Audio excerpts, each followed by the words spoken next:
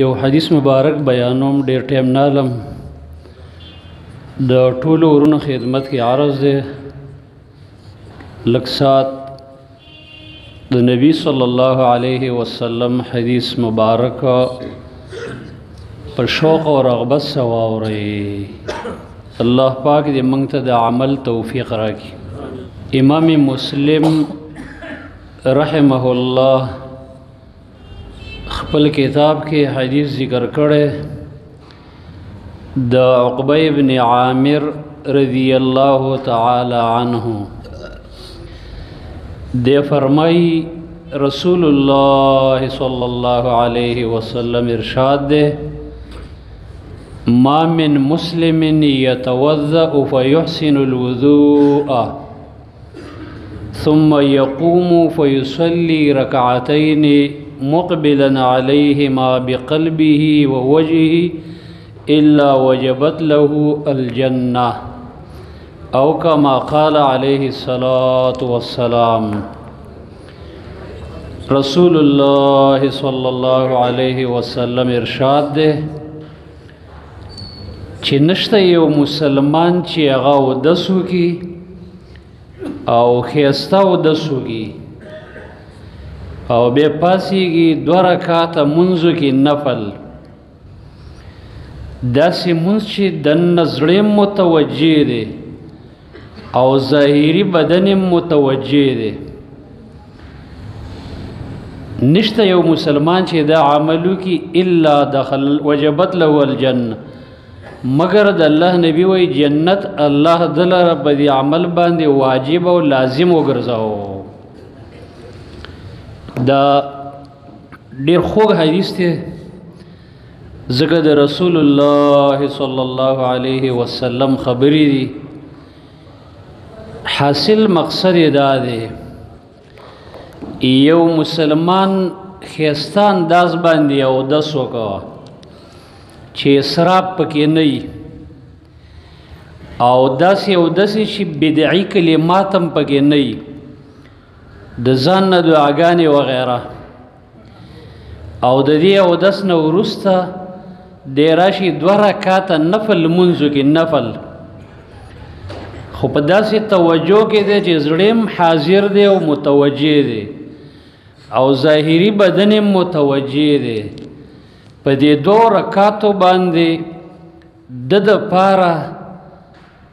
رسول الله صلی الله علیه وسلم ارشاد فرمای الله جنت واجب او لازم کو اسه ته دې جملې ته وګوره یو گورنر نه دی د یو ملک یو وزیر اعظم نه دی د یو ملک یو صدر نه دی د یو لسو ملکونو بادشاہ نه بلکہ څوک دے محمد رسول اللہ صلی اللہ علیہ وسلم خاتم الانبیاء حبیب اللہ رسول اللہ اغدا وعدہ کی جے بدو رکعت نفل اللہ دل جنت واجب کا څومره لوی وعده ده اوس چې دې سره یو سړی فرضم په ښایسته انداز کوي او دې سره سره نور عملونه هم کوي په ښایسته انداز الله بدل بجنت کې څومره اوچت مقام ورکړي لیکن زما عزتمند دې خبرې ته فکر وکړو چې آیا بدی باندې عمل کوونکي څومره کم دي خاص کر د بازار والا مسجد ته داسې ټیم کې راځي چې یا تکبیرات تلی یا یو رکعت تلی یا جمع تلی او دا دغه روټین د یو ورځې د یو هفتې نه بلکې د شلو کالو نه دا روټین دی چې هر وخت جمعات ته راځي نو دنه یو سناسه د مانځه یو حصه تلی وي کله نا کله سي اتفاقی جمع یا تکبیر الله لاندې کی لیکن اکثر د عادت نه دی نو چې یو انسان داسې وخت کې راځي هغه به نوافل په کم ټیم کې وکړي دا خو هغه مؤمن کولی شي چې دغه غونو ته د आवाज ورسېده چې الله اکبر اے مومنہ اللہ ڈیر لی دے، اللہ سب سے بڑا ہے، تمہاری یہ دکان بہت معمولی اور چھوٹی چیز ہے، اللہ بڑا ہے، اس بڑے ذات کی طرف لوٹو، دکان کاروبار کو چھوڑ دو۔ نو دا اللہ اکبر سے دکان بریدی جماعت تراشی، حی علی الفلاح حی علی الفلاح آوازو دگی چی کامیابی زیت راشا، کامیابی مسجد کی دا دکان کی ندا،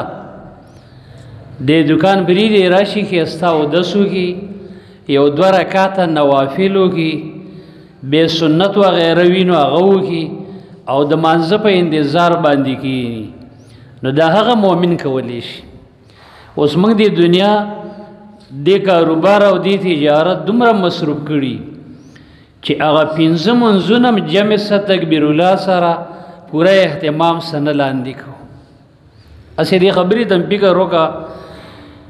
چې دې دکان کې به برکت کم ځای نه راشي چې هغې سره د مانځه اهتمام صحیح نه وي، دې تجارت کې به برکت کم ځای نه راشي چې هغې سره د جمع تکبیر الله د مانځه اهتمام نه وي، دې رزق کې به برکت کم ځای نه راشي چې هغه رزق د الله احکامات قدم په قدم پکې ماتېږي۔ دا رزق چې زمونږ استاد د بچو خېټې ته ځي، زمونږ بچو کې بدینداری تقوا به د کم ځای نه پیدا شي، زمونږ رزق کې لاول د الله د احکاماتو قدم په قدم باندې ماتېدل کېږي۔ نو زما عزتمند و محترمو دوه رکعته نوافلو باندې دومره لوی وعده د الله نبی کوي، په کار دا ده چې زمونږ استاسې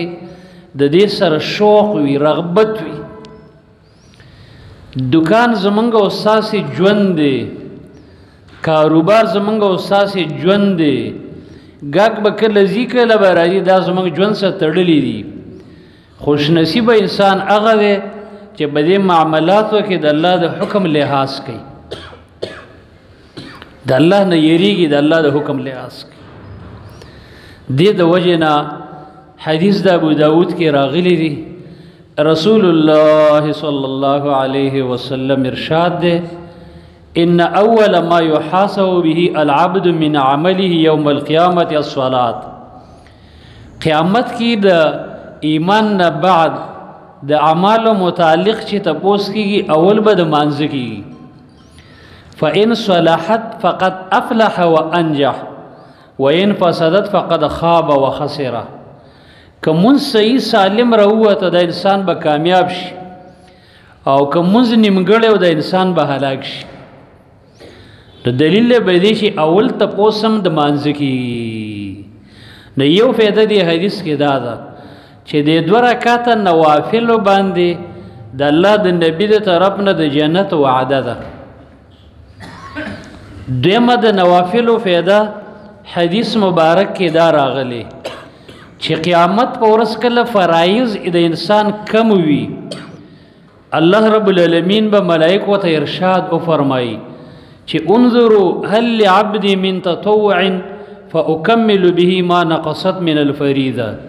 وګورئ د دې انسان نفلي ذخیره شته چې دا نفلي ذخیره زه د دله د فرضو په ځای کې حساب کم۔ د دویمه فایده دا ده چې قیامت کې نفلي اعمال الله د فرض ځای کې بیا قبلیدن۔ درېمه فایده دا ده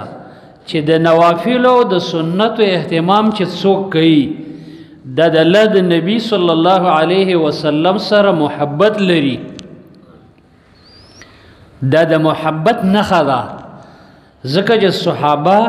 سلف صالحین د دې نوافلو او سننو اهتمام وکاو، نو څوک چې د الله د نبی سره مینه لري هغه د هغه د سنتو اهتمام هم کوي۔ او څلورمه فایده حدیث د مسلم کې راغلی، څوک چې د ورځې 12 رکعاته سنت وکړي، حدیث د ام حبیبه رضی الله عنها کې، من صلى لله كل يوم 12 رکعه غیر الفریضه، چا چې ورځ کې 12 رکعاته سنت وکړل ما سیوا د فرایض نه، نو په دې حدیث کې چې الا بنیت له بیت فی الجنه، جنت کې به الله دله یو محل جوړ کړي. هغه 12 رکعات به بیان کړي چې 4 قبل الظهر و رکعتین بعدها، 4 رکعات سنت ماسپخیم نه مخکې 2 وروسته، و رکعتین بعد المغرب و رکعتین بعد العشاء و رکعتین قبل صلاة الفجر، 2 رکعات ماښام نه بعد، 2 ماسوتن نه بعد او 2 سار مانځه نه مخکې. دا 12 رکعات چې څوک کوي جنت کې به یو محل الله دله جوړ کړي. په دې به څومره ټایم لګي؟ یا یو انسان جمعات ته راځي 2 رکعات نفل کوي، څومره ټایم به لګي؟ 15 منټه به نه لګي. لیکن یو محل وعده ده. منګ او تاسو د څوک وایي چې د رینګ روډ نوې اډې نه سخته یخني وي یا سخته ګرمي وي، صدر پورې 10 پیرې لاړ شه او راشه پیاده، صدر کې به تا ته یو 5 مرلې یا 10 مرلې تیار یو بنګله میلاو شي. نو هغه به وایي چې مولوي صاحب 10 پیرې نوې اډې پورې سکې چې 10 پیرې نوخا پورې پیاده ځم، ځکه صدر دومره قیمتي ځمکه ده او 10 مرلې یو بنګله دا چې ما ته میلاو شي دا خو کروڑونه روپۍ دي. ګرمي یخنۍ ته نه ګوري. لیکن زما عزتمندو محمد رسول الله صلی الله علیه وسلم وایي چې 12 رکعاتو باندې نیمه ګنټه هم نه لګي. لیکن د جنت داسې محل چې د صدر ټول محلات راجمع کی، د اسلام آباد ټولې بنگلې هغې سره ملګري کی، د یورپ ټول محلات ورساره کی، او دارنګې د وایټ هاوس هغه محلات راجمع کی. اوسه دا ټول په ټوله د جنت د هغه محل د یوې خښتې قیمت نه لري. او دا وعده موږ او تاسو سره د الله نبي کوي. لیکن بیا هم ډېر خلک داسې چې د نوافلو د سنتو د دې ایس اهتمام نه کوي. دې د وجې نه اهل علم لیکلي تفسیر قرطبي وغیره او نورو چې څوک دا سنن رواتب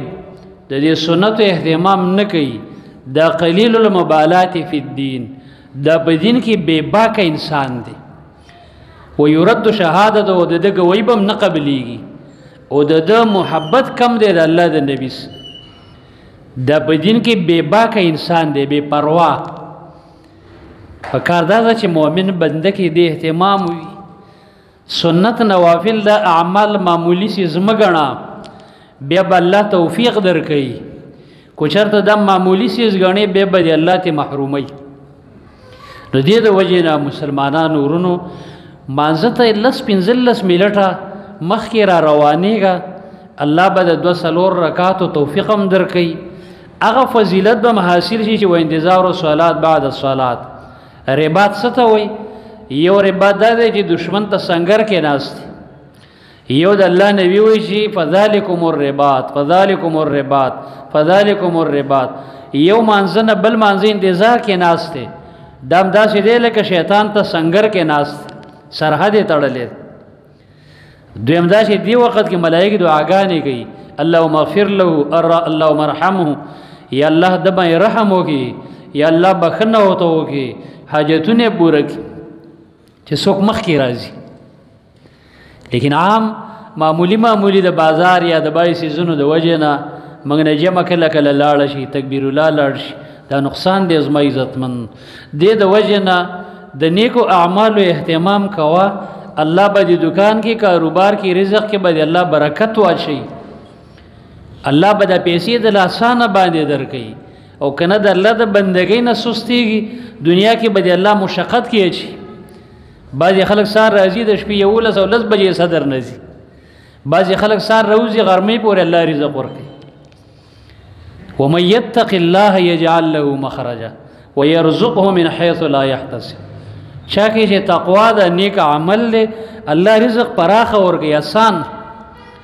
چا کې چې دینداري او عمل نشته هغه ډېر زورونه کوي، ځان به مستړی کوي، لیکن رزق کې برکت به نه وي. نو د ښایستو اعمالو زما عزتمندو اهتمام کوئ. د فتن و فسادونو دور دی. نن یو انسان دی مسجد ته را روان دی، سجده لګوي، سبا لا کټ کې روان کړي یا دیرې ته روان فلاں جی سے وہی دنیا سے چلے گئے. دغه زندگی ده. هغه انسان کامیاب دی چې آخرت له سره جوړ کړو.